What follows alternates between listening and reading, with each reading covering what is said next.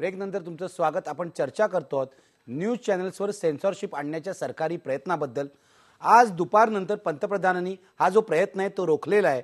काही काळ आम्ही त्याचा विचार करू, मीडियातले जे पत्रकार आहेत त्यांच्याशी चर्चा करू असं पंतप्रधान म्हणाले आहेत। पण सेन्सॉरशिपचा हा प्रयत्न पुन्हा होणारच नाही याची खात्री येत नाही। मी थेट जातोय औरंगाबादला जयदेव डोळे यांच्याकडे। जयदेव, मला सांगा, आता विनय तिवारी जे म्हणाले ते तुम्हाला पटतं का?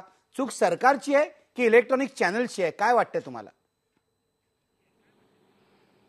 इलेक्ट्रॉनिक्स चॅनलची चूक काही मला मानता येत नाही, कारण पहिलाच प्रसंग होता आणि लाईव्ह टेलिकास्टमध्ये विचार करायला वाव नसतो, एडिटिंगला फुरसत नसते, जसं ज्या तसं घडतंय तसं दाखवावं लागतं।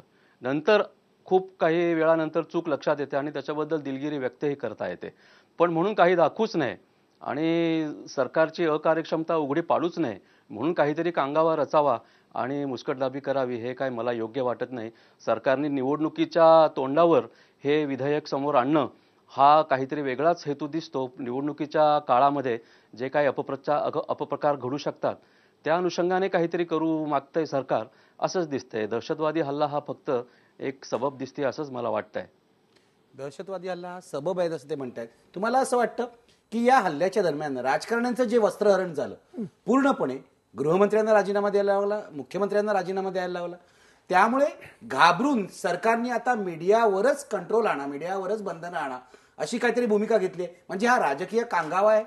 मला असं वाटतं की निश्चितच, कारण जर आपण पाहिलं की संबंध याच्यानंतर की एकूण सरकारबद्दल, एकूण ज्याला आपण म्हणू की सिस्टम जी आहे त्या सिस्टमबद्दल लोकांमध्ये प्रचंड असंतोष आणि नाराजगी दिसते।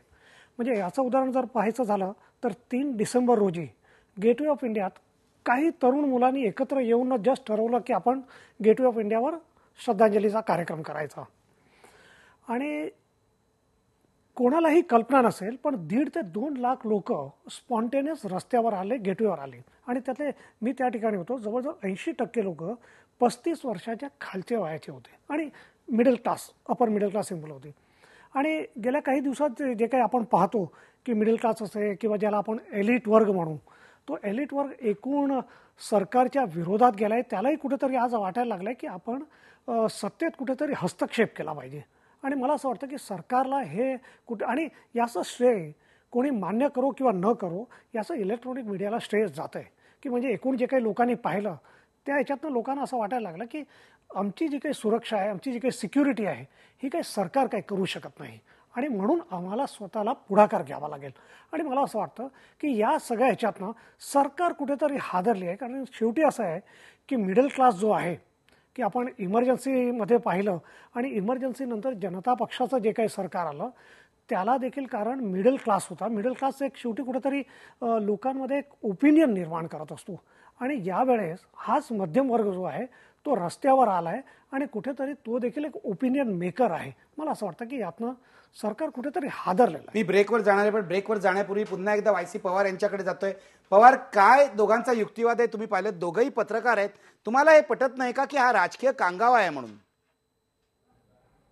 अजिबात पटत नाही। असं आहे, राजकीय कांगावा मलाही म्हणता येईल, मी राजकीय पक्षाचं सदस्य आहे आता, परंतु प्रश्न एवढाच आहे की सरकार तुम्हाला म्हणजे मी जे ते विधेयकामधल्या तरतुदी बघतोय तर तुम्हाला टोटल बंदी कशाला नाहीये? तुम्ही जे एवढं रॅशनल आहे तेवढं मला सांगा पवार साहेब, एखाद्या डिस्ट्रिक्ट मॅजिस्ट्रेटला किंवा पोलीस कमिशनरला न्यूज चॅनल बंद करायचा अधिकार देणं हे पोलीस राज्य असण्याचं लक्षण नाही का?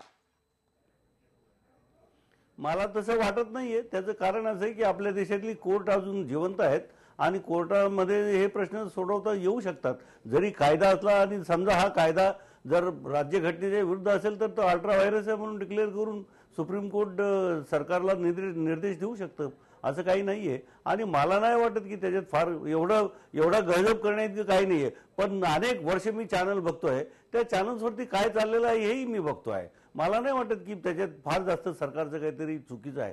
कदाचित त्याचा गैरवापर होऊ शकेल। आपल्या देशात ही सत्य परिस्थिती आहे की जेही नियंत्रण आणलं जातं, नियंत्रण करणारे जे लोक आहेत त्यांच्यावरती कुठेतरी अंकुश असला पाहिजे, तो अंकुश ठेवणं गरजेचं आहे। परंतु नियंत्रण करणारे त्याचा चुकीचा वापर करतात त्या नियंत्रणाचा, म्हणून ते नियंत्रण घालणं चुकीचं आहे असं नाही मी मानणार। म्हणजे नियंत्रण राबवणाऱ्यांवरती तुम्ही लक्ष ठेवा। पवारांना सर्व पत्रकारांचा जो युक्तिवाद आहे तो पटत नाहीये, त्यांचं असं म्हणणं आहे मीडियावर नियंत्रण हवंच. मी आता घेणार आहे एक ब्रेक, पण ब्रेकपूर्वी आपला जो प्रश्न आहे तो आपण बघूया.